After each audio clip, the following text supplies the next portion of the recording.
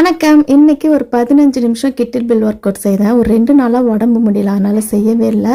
நம்ம அதில் ஒரு பிரேக் விட்டாலுமே புதுசாக செய்யும்போது மறுபடியும் நமக்கு அது ஆரம்பிக்கிறதுக்கே ரொம்ப கஷ்டமாக தான் இருக்கும். அப்புறம் வேறு என்ன பண்ணுறது? அதுக்கப்புறம் இன்றைக்கி 15 நிமிஷம் செய்துட்டேன். காலைல கேழ்வரகு கஞ்சி, அதுக்கப்புறம் மதிய லஞ்சுக்கு எறா கிரேவி செய்திருந்தேன். ஈவினிங் நைட்டுக்கு தீபி நூடுல்ஸ் செஞ்சு தரேன் அப்படின்னு சொல்லியிருந்தா.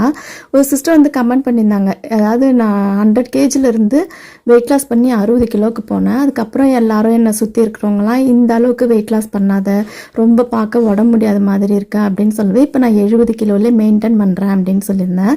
எப்போ நீங்கள் உங்களுடைய ரிலேட்டிவ்ஸ்க்காக வெயிட் லாஸ் பண்ணுறது ஸ்டாப் பண்ணிவிட்டு மெயின்டைன் பண்ணுறேன்னு சொன்னீங்களா, அப்பயே நீங்கள் தோத்துட்டீங்க அப்படின்னு சொல்லியிருந்தாங்க. அவங்க எப்போ என்ன இதுக்கு மேலே வெயிட் லாஸ் பண்ணாதன்னு சொன்னாங்களோ அப்பயே நான் ஜெயிச்சிட்டேங்க. ஜெயிக்கிறோம் தோக்குறோம் அப்படின்றது கிடையாது, நம்ம எடுத்துக்கிறதுல தான் இருக்குது. இந்த வெயிட்டில் மெயின்டைன் பண்ணுறது எனக்கு போதுன்னு தோணுது, அவ்வளோதான்.